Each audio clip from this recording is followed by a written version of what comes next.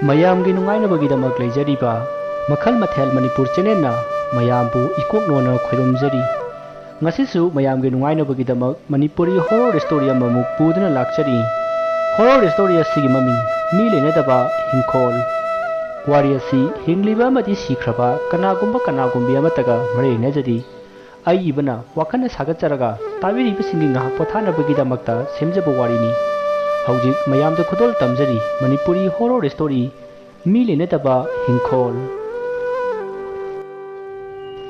ꯂꯇꯥꯒꯤ ꯃꯆꯥꯅꯨꯄꯥ ꯃꯪꯂꯦꯝꯗꯨ ꯌꯥꯝꯅ ꯀꯟꯅ ꯅꯤꯡꯉꯥꯏ ꯇꯧꯗꯨꯅ ꯀꯞꯂꯤ ꯂꯇꯥꯁꯨ ꯑꯉꯥꯡꯅꯒ ꯀꯞꯁꯤꯜꯂꯛꯄꯅꯤ ꯆꯐꯨꯅꯒ ꯁꯧꯒꯠꯂꯛꯄꯅꯤ ꯀꯣꯛ ꯃꯩ ꯈꯪꯗ꯭ꯔꯦ ꯅꯥꯀꯟ ꯑꯃꯗꯁꯨ ꯃꯆꯥꯅꯨꯄꯥ ꯃꯪꯂꯦꯝꯁꯨ ꯂꯩꯖꯕꯤ ꯊꯥꯗꯨꯅ ꯀꯞꯂꯤ ꯑꯗꯨꯕꯨ ꯂꯇꯥ ꯃꯆꯥꯅꯨꯄꯥꯕꯨ ꯀꯞꯀꯅꯨ ꯍꯥꯏꯅ ꯊꯦꯝꯅ ꯏꯟꯖꯥꯡ ꯊꯥꯎ ꯉꯧꯁꯤꯜꯂꯤ ꯑꯗꯨꯒ ꯏꯟꯁꯥꯡꯁꯨ ꯍꯥꯞꯆꯤꯜꯂꯒ ꯊꯣꯛꯂꯕ ꯑꯃ ꯂꯥꯛꯆꯔꯅꯤ ꯈꯟ ꯏꯁꯤꯡ ꯍꯩꯖꯤꯟꯈ꯭ꯔꯦ ꯃꯣꯔꯣꯛ ꯃꯆꯨ ꯊꯨꯝ ꯄꯨꯝꯅꯃꯛ ꯑꯃꯨꯛꯇꯗ ꯍꯥꯞꯆꯤꯟꯈ꯭ꯔꯦ ꯃꯁꯤꯗꯒꯤ ꯈꯥꯕꯩ ꯑꯃꯅ ꯒꯣꯔꯣ ꯒꯣꯔꯣ ꯈꯥꯏꯔꯒ ꯎꯌꯥꯟ ꯑꯗꯨ ꯃꯈꯨꯝ ꯁꯠ ꯈꯨꯝꯖꯤꯜꯂꯒ ꯃꯆꯥꯅꯨꯄꯥ ꯃꯪꯂꯦꯝꯕꯨ ꯀꯣꯟꯈꯠꯇꯨꯅ ꯃꯕꯨꯛ ꯄꯤꯊꯛꯂꯤ ꯃꯁꯤꯗꯒꯤ ꯀꯞꯂꯝꯕ ꯃꯪꯂꯦꯝ ꯇꯨꯃꯤꯟꯅ ꯂꯩꯈ꯭ꯔꯦ ꯑꯉꯥꯡ ꯅꯋꯥ ꯑꯣꯏꯔꯤꯕ ꯃꯪꯂꯦꯝꯒꯤ ꯃꯤꯀꯞꯇ ꯄꯨꯡꯂꯥꯡ ꯂꯥꯡꯂꯝꯕ ꯏꯃꯨꯡ ꯑꯗꯨ ꯃꯪꯂꯦꯝꯅ ꯇꯨꯃꯤꯟꯅ ꯂꯩꯈꯤꯕ ꯑꯗꯨꯗ ꯎꯟ ꯋꯥꯏꯃꯨꯛ ꯆꯤꯛꯏ ꯉꯁꯥꯏ ꯃꯈꯩ ꯇꯥꯔꯨꯗ꯭ꯔꯕ ꯅꯨꯃꯤꯗꯥꯡꯒꯤ ꯃꯇꯝꯗ ꯈꯣꯡꯕ ꯇꯤꯟ ꯀꯥꯡꯒꯤ ꯈꯣꯟꯖꯦꯜꯁꯨ ꯇꯥꯔꯛꯏ ꯂꯇꯥ ꯋꯥꯈꯜ ꯈꯔ ꯇꯥꯔꯛꯏ ꯏꯟꯖꯥꯡꯗ ꯍꯥꯞꯅꯅꯕ ꯁꯤꯡ ꯈꯔ ꯁꯣꯏꯕ ꯍꯧꯔꯛꯏ ꯇꯥꯟꯖꯥ ꯑꯗꯨꯗ ꯇꯪ ꯂꯥꯎꯕ ꯑꯍꯧꯕ ꯈꯣꯟꯖꯦꯜ ꯑꯃ ꯇꯥꯔꯛꯏ ꯂꯇꯥ ꯈꯪꯄ꯭ꯔꯦꯛ ꯈꯪꯏ ꯃꯁꯥꯗꯨ ꯃꯤꯄꯥꯏꯕ ꯄꯣꯛꯏ ꯀꯔꯤ ꯃꯈꯣꯟꯅꯣ ꯍꯧꯖꯤꯛꯀꯤꯗꯨꯗꯤ ꯈꯟꯗꯨꯅ ꯃꯈꯣꯟ ꯇꯥꯈꯤꯕ ꯑꯗꯣꯝꯗ ꯋꯥꯈꯜ ꯉꯥꯏꯍꯥꯛ ꯊꯝꯃꯤ ꯃꯈꯥ ꯇꯥꯅ ꯀꯩꯁꯨ ꯇꯥꯗꯕ ꯑꯗꯨꯗ ꯃꯥꯅ ꯁꯣꯏꯔꯤꯕꯁꯤꯡ ꯑꯗꯨ ꯏꯟꯁꯥꯡꯗ ꯍꯥꯞꯆꯤꯜꯂꯒ ꯉꯥꯔꯤ ꯑꯅꯝꯕ ꯈꯔ ꯑꯃꯨꯛ ꯆꯥꯝꯂꯒ ꯆꯐꯨꯗ ꯉꯥꯟꯅꯅꯕ ꯇꯧꯔꯛꯏ ꯇꯥꯟꯖꯥ ꯑꯗꯨꯗ ꯑꯃꯨꯛꯀꯁꯨ ꯇꯪ ꯂꯥꯎꯕ ꯑꯍꯧꯕ ꯈꯣꯟꯖꯦꯜ ꯑꯃꯃꯨꯛ ꯇꯥꯔꯛꯏ ꯈꯣꯟꯖꯦꯜ ꯑꯗꯨꯅ ꯃꯍꯥꯛ ꯍꯟꯗꯛꯁꯨ ꯈꯪꯗꯨꯅ ꯃꯥꯅ ꯄꯥꯏꯔꯤꯕ ꯉꯥꯔꯤ ꯑꯅꯝꯕꯗꯨ ꯆꯐꯨꯒꯤ ꯆꯛꯃꯥꯏꯗ ꯍꯩꯖꯤꯟꯈ꯭ꯔꯦ ꯑꯁ ꯍꯪꯒꯥꯝ ꯃꯅꯥꯁꯤꯗ ꯌꯣꯝꯒꯦ ꯇꯧꯕꯅꯤꯅꯦ ꯑꯃꯨꯛ ꯇꯥꯁꯤꯟꯈ꯭ꯔꯦ ꯐꯔꯦ ꯇꯥꯁꯤꯜꯂꯒ ꯇꯥꯁꯤꯜꯂꯣ ꯃꯥꯅ ꯊꯣꯛꯂꯕ ꯑꯃ ꯇꯧꯔꯁꯅꯨ ꯑꯁꯨꯝꯅ ꯈꯜꯂꯤꯉꯩ ꯍꯟꯗꯛꯇꯤ ꯈꯔ ꯀꯨꯡꯅ ꯃꯥꯅ ꯇꯥꯔꯤꯕ ꯈꯣꯟꯖꯦꯜ ꯑꯗꯨ ꯗꯪ ꯗꯪ ꯑꯍꯨꯝ ꯃꯔꯤꯔꯛ ꯇꯥꯈꯤ ꯍꯟꯗꯛꯇꯤ ꯂꯇꯥꯅ ꯈꯪꯂꯦ ꯇꯥꯔꯤꯕ ꯈꯣꯟꯖꯦꯜ ꯑꯁꯤ ꯅꯣꯡꯃꯩꯒꯤ ꯃꯈꯣꯜꯅꯤ ꯍꯥꯏꯕ ꯃꯁꯤ ꯈꯪꯂꯛꯄꯗ ꯃꯁꯥꯗꯨ ꯃꯤꯄꯥꯏꯕ ꯍꯧꯔꯛꯏ ꯃꯁꯥ ꯃꯇꯣꯝꯇ ꯄꯥꯈꯟꯗ ꯈꯟꯖꯤꯟꯗꯨꯅ ꯍꯨꯃꯥꯡ ꯑꯅꯞꯄꯤ ꯀꯥꯡꯂꯛꯏ ꯑꯁ ꯃꯈꯣꯏ ꯕꯥꯁꯨ ꯍꯜꯂꯛꯇ꯭ꯔꯤꯅꯦ ꯇꯧꯔꯤꯁꯦ ꯉꯁꯥꯏꯅ ꯍꯜꯂꯛꯄ ꯌꯥꯔꯕꯅꯦꯕ ꯀꯩꯗꯧ ꯂꯩꯔꯤꯕꯅꯣ ꯈꯪꯗꯦ ꯑꯁꯨꯝꯅ ꯄꯨꯛꯅꯤꯡꯗ ꯂꯥꯡꯇꯛꯅꯅ ꯂꯩꯔꯤꯉꯩ ꯃꯃꯥꯡ ꯊꯣꯡ ꯑꯗꯨꯗ ꯀꯣꯛ ꯀꯣꯛ ꯊꯤꯜꯂꯛꯏ ꯑꯗꯨꯒ ꯂꯇꯥꯕꯨ ꯀꯧꯔꯛꯈꯤ ꯍꯩ ꯂꯇꯥ ꯂꯇꯥ ꯇꯥꯕ꯭ꯔꯣ ꯅꯪꯕꯣ ꯁꯦ ꯊꯣꯡꯁꯦ ꯍꯥꯡꯉꯣ ꯑꯩ ꯂꯥꯛꯑꯦꯅꯦ ꯈꯣꯟꯖꯦꯜ ꯑꯗꯨ ꯇꯥꯕꯗ ꯂꯇꯥꯗꯨ ꯃꯆꯥꯅꯨꯄꯥ ꯃꯪꯂꯦꯝꯕꯨ ꯃꯅꯪꯒꯟꯗ ꯄꯣꯠꯁꯤꯜꯂꯒ ꯄ꯭ꯔꯞ ꯄ꯭ꯔꯞ ꯊꯣꯔꯛꯏ ꯑꯗꯨꯒ ꯃꯃꯥꯡ ꯊꯣꯡ ꯑꯗꯨ ꯍꯥꯡꯉꯤ ꯍꯩꯃꯥ ꯀꯩꯅꯣ ꯇꯧꯔꯛꯂꯤꯁꯤꯕꯣ ꯃꯥ ꯃꯇꯣꯃꯥꯜ ꯍꯣꯏꯗ ꯁꯝꯄꯣꯠ ꯈꯣꯏꯅꯕ ꯍꯥꯏꯅꯔꯨꯅꯦꯅ ꯆꯠꯈ꯭ꯔꯒ ꯄꯨꯡꯆꯣꯠ ꯆꯣꯠꯂꯒ ꯂꯥꯛꯏꯕꯁꯤꯕꯨ ꯅꯠꯇꯦ ꯃꯥ ꯃꯇꯣꯃꯥꯜꯗꯨ ꯀꯩꯗꯧꯔꯒꯦ ꯁꯤꯍꯧꯔꯕ꯭ꯔꯥ ꯍꯥꯏꯕ ꯑꯁ ꯃꯃꯥ ꯍꯩꯔꯤꯅꯦ ꯃꯤꯅ ꯇꯥꯔꯒ ꯅꯨꯡꯉꯥꯏꯕ ꯍꯧꯅꯗꯦꯅꯦ ꯃꯗꯣ ꯃꯁꯤꯗꯤ ꯀꯗꯥꯏ ꯈꯨꯗꯩ ꯑꯝꯇ ꯄꯤꯔꯛꯎ ꯁꯦ ꯈꯨꯗꯩꯁꯦ ꯑꯝꯇ ꯍꯣꯡꯇꯣꯛꯀꯦꯕ ꯍꯣ ꯑꯗꯨꯕꯨ ꯍꯥꯏꯕ ꯅꯨꯡꯗꯥꯡꯁꯤꯗ ꯄꯨꯡꯆꯣꯠ ꯆꯣꯠꯂꯒ ꯂꯥꯛꯂꯤꯕꯁꯤꯕꯨ ꯀꯩꯗꯧꯔꯒꯦ ꯍꯪꯕꯁꯤꯕꯨ ꯌꯥꯗ꯭ꯔꯕꯣ ꯌꯥꯝ ꯀꯥꯏꯔꯕ꯭ꯔോ ꯑꯁꯨꯝꯅ ꯋꯥꯔꯤ ꯁꯥꯟꯅ ꯂꯇꯥ ꯑꯃꯗꯤ ꯃꯥꯒꯤ ꯃꯄꯨꯔꯣꯏꯕ ꯃꯣꯍꯦꯟꯒ ꯄꯨꯟꯅ ꯆꯥꯛꯈꯨꯝꯂꯣꯝꯗ ꯂꯥꯛꯂꯦ ꯃꯁꯤꯗꯒꯤ ꯂꯇꯥꯅ ꯏꯟꯖꯥꯡꯗꯨ ꯂꯣꯏꯁꯤꯟꯅꯕ ꯍꯣꯠꯅꯔꯤ ꯃꯣꯍꯦꯟꯁꯨ ꯃꯅꯥꯛ ꯑꯗꯨꯋꯥꯏꯗ ꯂꯩꯔꯤꯕ ꯐꯥꯟ ꯑꯃ ꯂꯧꯔꯒ ꯐꯝꯊꯩ ꯑꯗꯨꯒ ꯃꯥꯅ ꯆꯣꯠꯂꯒ ꯂꯥꯛꯄꯒꯤ ꯋꯥꯔꯤ ꯑꯗꯨ ꯂꯤꯔꯛꯏ ꯑꯩꯅ ꯃꯥ ꯃꯇꯣꯃꯥꯜ ꯍꯣꯏꯗꯒꯤ ꯋꯥꯔꯤ ꯁꯥꯕ ꯂꯣꯏꯔꯒ ꯊꯣꯛꯂꯛꯄꯗ ꯂꯩꯔꯛ ꯃꯆꯥꯒꯤ ꯋꯥꯔꯛ ꯑꯗꯨꯗ ꯃꯈꯣꯏ ꯈꯔ ꯖ꯭ꯋꯥꯔ ꯁꯥꯟꯅꯔꯒ ꯂꯩꯔꯝꯃꯤ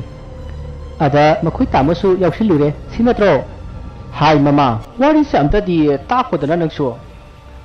ꯑꯩꯗꯤ ꯌꯥꯎꯕ ꯅꯠꯇꯦꯅꯦ ꯆꯨꯝꯅ ꯍꯥꯏꯐꯦꯠ ꯌꯦꯡꯉꯨꯕꯅꯤ ꯀꯣꯛꯁꯤ ꯍꯥꯏꯐꯦꯠ ꯅꯣꯟꯊꯔꯒ ꯈꯨꯠ ꯑꯅꯤꯁꯤꯅ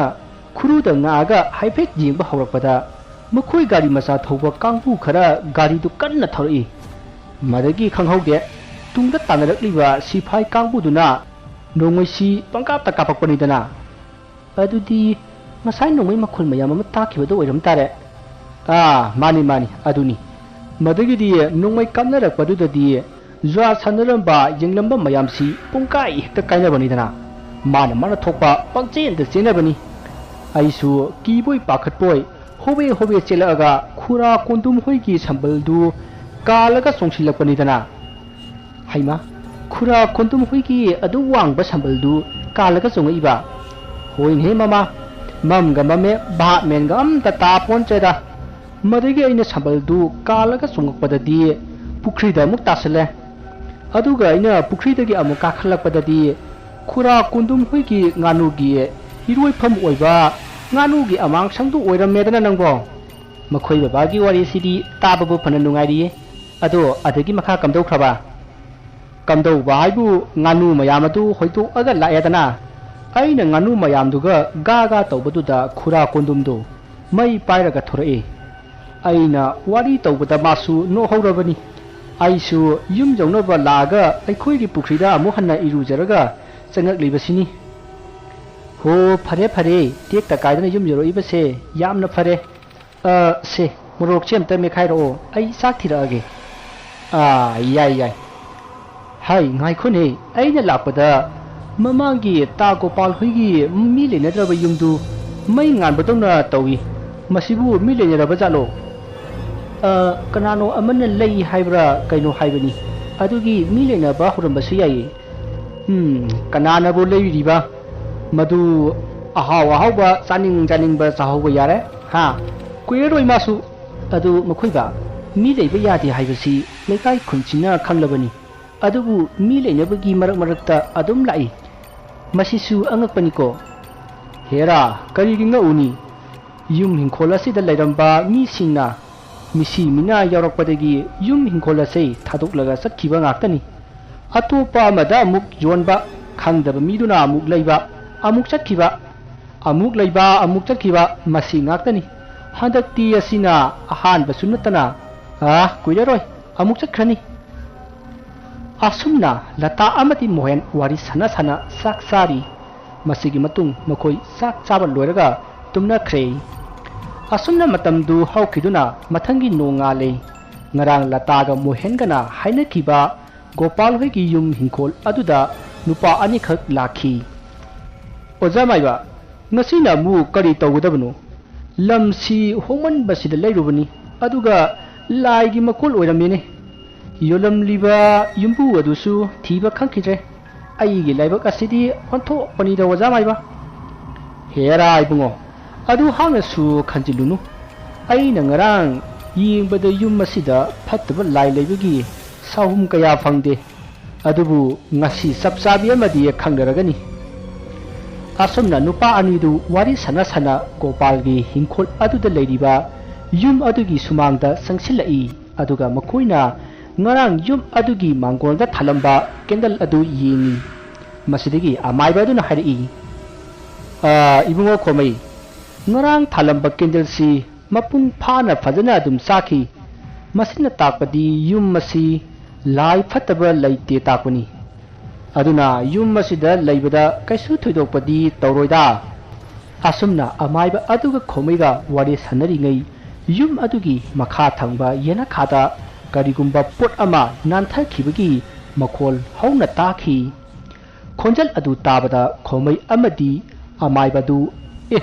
kainun he haiduna phuk haugatli aduga makha thangba yena khadomda prap chakhi asumna makhona yena khada lakpada yena kha adugi dari mathakta thamba kairak adu dari makhada targa leramki madu ubada khomaina prap changchinduna kairak adubu lokhat ke tawi tanja aduda amaiba aduna hai ibungo pailunu ne lao salasi sumangda wa khara khanarusi asumna amaiba aduna haibadagi khomai adu kairak aduda paikhidrei masidagi makhoi ani sumangdomda laklaga wari sanari ibungo khomai nangna hauji lawriba hingkhol sigi mayaida thau khara tawdaba lei aduna songjilliba hingkhol asi haidatnaba aduga kom tawngunaba yopak amaga tok amaga thumok amaga darkar leigani makhoi swaisida leiriba yumsing asidagi hangugi haibro nangbo hoi oja ai haipetta hangukige hoi hanguro ado ibungo pangkuidi kuirakanuko asumna hainari ngaida nasai makhoina yengamba kairak adu grong laubagi khonjal tarai masidagi amai aduga khomaigana parprap sangchinduna amukhanna yengbada ngasai dari makhada leihoba kairak adu dari mathak aduda amuk leiramki madu ubada khomaina amaiba aduda yengi maduda amaiba aduna chalo chalo aina ngasai haiba polam singadu loruro asumna haibadagi khomai adu satkre amaiba adusu khomaina halakpa ngaiba oina khomai hoigi yumgi hingkhol adu sattuna yengli masigi matung ngaihak leiraga khomai du thumuk yopak karni amadi thanghai amaga loinana lakle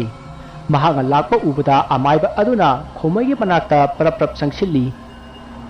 ibungo nang jawreedana hoi oja ai tukti yaroktre karni si oina purae masi yagadro yaida leibak tawnabani adudi hingkhol lomda chalasine ko asumna hainaraba matung amaiba amadi khomai hingkhol mayai lomda lakli masidagi amaiba aduna makhoina hingkhol adugi mayaida sangba yananaba hingkhol aduda songjilliba napi singadu haidatnaba haibadagi khomaina napi mayamadu haidatuna hingkhol adugi mayai tamna lakhi masigi matung makhoi hingkhol adugi mayai yore khomaina khara pakna napi singadu haidatlami masidagi amaiba aduna phamtharaga makhutna sang ama olami aduga hairi ibungo masigi mafamsida khuduk ama luba khuduk ama sangba khuduk ama pakpa kom ama tawro aduga nangna khangadaba mana tawba hek haukrabadi tawba loidu phawba pathaba yade ko hoi oja ai khangjerani asumna hairaga khomaina khuduk ama sangba khuduk ama luba komadu taroklami masida amaiba aduna khomaina tawriba komadudagi kothorakliba leibak singadu khomaina purakliba thumu aduda hapsili asumna khomaina leptana tawrakpada amaiba aduna hariba khuduk ama luba khuduk ama pakpa khuduk ama sangba komadu tawba loire masidagi amaiba aduna khomaina tawriba komadudagi lokthorakliba thumu kahapliba leibak singadu leiwa khara solaga hojik khomaina tawthokliba kom aduda amu haijilami masida khomaina oja karino tawthona amu tawthokhalle aduga amu phumjiliba sibo ibungo nangna kom tawbadagi phanglakliba leibak asi amu hanna haijinbada karigumba kom asidagi hena hengatlaba maduma fare aduga pit thalagasu khara makhaiti phai aduga karigumba kutlabadi yamna phateko asumna amaiba aduna ngangna kom aduda leibak singadu loina haijinki matam aduda leibak adu kom adudagi kuthana leirami madu ubada khomaina oja leibak si kuthare adudi phatrene ko ibungo khara phatrene he ado laitin khoiramaga amuktang di yengsi fare ngasi gidi halasi hayengdo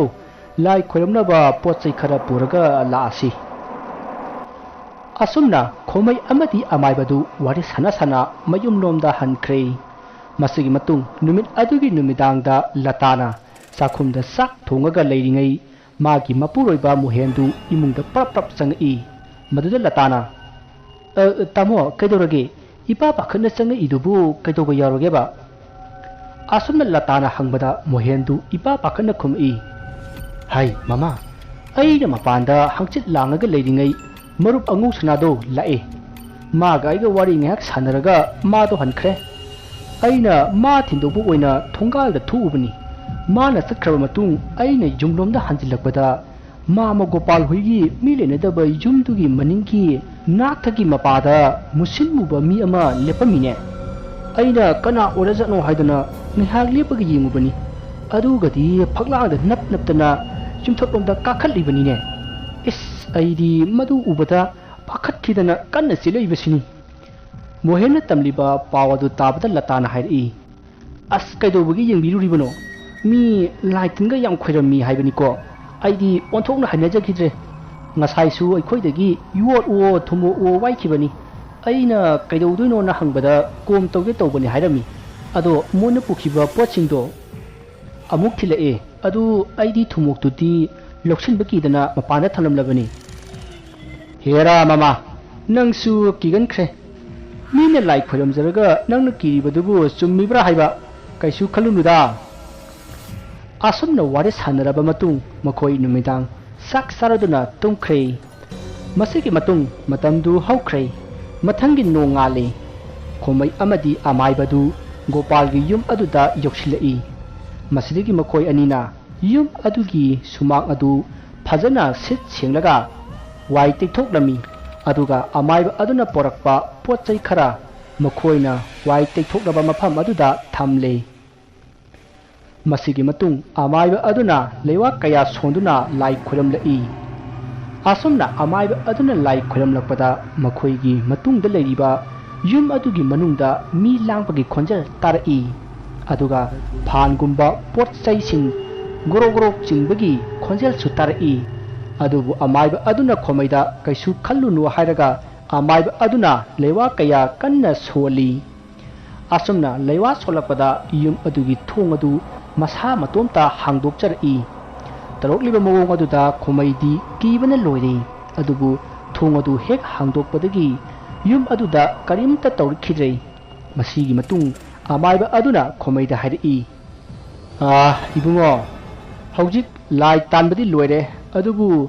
ngasi ahing simadi yum masida kari kari torokpake haibadu yengthokpo oina ahing amtang di leksi amaiba aduna harekliba wafam adu khomaisu yare masidagi amaiba aduga khomaiga punna yum aduda changakhi aduga yum adugi ka da sangduna kari kari laiba karamba phibamda lairiba haibatu koyeng yengi asumna koyeng yengbada yum aduda karimata tawrkhide masigi matung amaiba aduga khomaiga punna yum aduda ahing yarekhi numit adugi numidangni khomai chakhumda kari karino khara thong thakpa tawri manakta amaiba adusu wari saduna phamli asumna tawringaida yum adigi yumthakta karigumba pot ama tarakpagum dang launa tarakhi aduga makharomdagi awanglomda grong grong onduna sakhraga laimaida dup launa takhi tawriba mugong aduda khomaina ojamaiba karino hojikidudi asumna hangi masida amaiba aduna kaisu toroi pakat kanuda ai tawge ko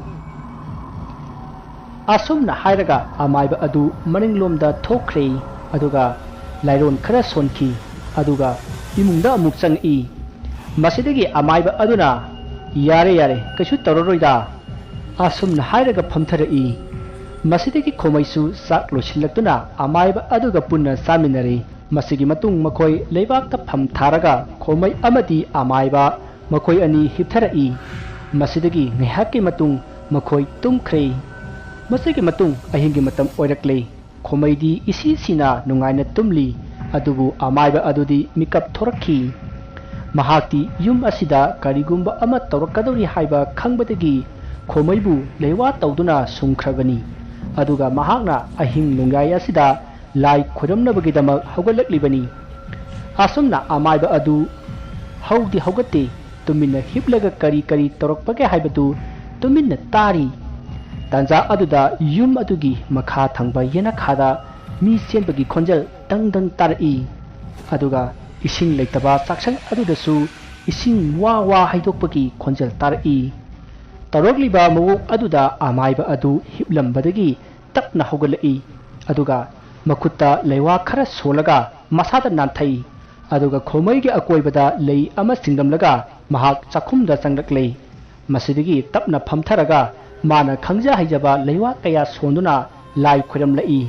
asumna lai khoramlakpada saksang adugi kachin amadagi phimu setpa nupa ama tapna lakhi aduga amaiba adugi manakta leplare asumna tawrakpada amaiba adu masa adu humangna punglup luplami adubu mahak lairon sonbadi leplamde masidagi amaiba adugi manakta lepamba amuba adu amuk satkre maduda amaiba aduna amuba adugi matung inarai asumna matung asum inarakpada yum adugi makha thangbada leiba ka adugi manakta amuba adu swai launa mangkhre amuba aduna hek mangkhibaga amaiba aduna prap sensinduna mafam adu lai singchilami masidagi mahak khomaigi manakta prap amuk laktuna khomaiga punna tuminna khre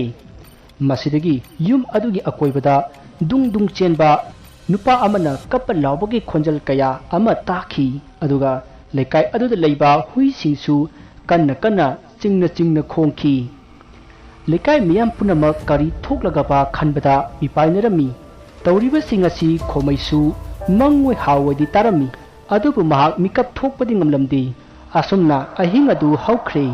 ꯅꯣꯡ ꯐꯖꯅ ꯉꯥꯜꯂꯦ ꯃꯁꯤꯗꯒꯤ ꯑꯃꯥꯏꯕ ꯑꯗꯨꯅ ꯃꯈꯨꯠꯇ ꯂꯩꯋꯥ ꯈꯔ ꯁꯣꯜꯂꯒ ꯈꯣꯃꯩꯕꯨ ꯃꯁꯥ ꯅꯣꯝꯗꯨꯅ ꯍꯧꯗꯣꯛꯂꯝꯃꯤ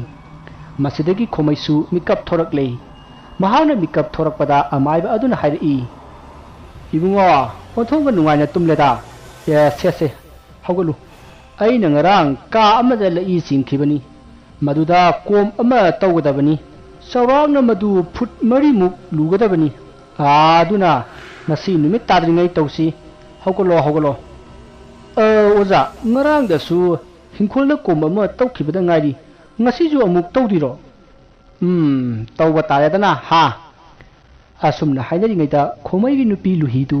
ꯅꯨꯄꯥ ꯃꯆꯥ 3ꯒ ꯄꯨꯟꯅ ꯂꯥꯛꯏ ꯃꯗꯨ ꯎꯕꯗ ꯈꯣꯃꯩꯅ ꯀꯔꯤꯒꯤ ꯂꯥꯛꯂꯤꯕꯅꯣ ꯍꯥꯏꯅ ꯍꯪꯉꯤ ꯃꯁꯤꯗ ꯂꯨꯍꯤꯅ ꯉꯔꯥꯡ ꯂꯥꯛꯇꯕ ꯑꯗꯨꯗ ꯀꯩꯗꯧꯔꯕ ꯖꯥꯠꯅꯣ ꯍꯥꯏꯅ ꯂꯥꯛꯂꯤꯕꯅꯤ ꯍꯥꯏꯅ ꯍꯥꯏꯔꯛꯏ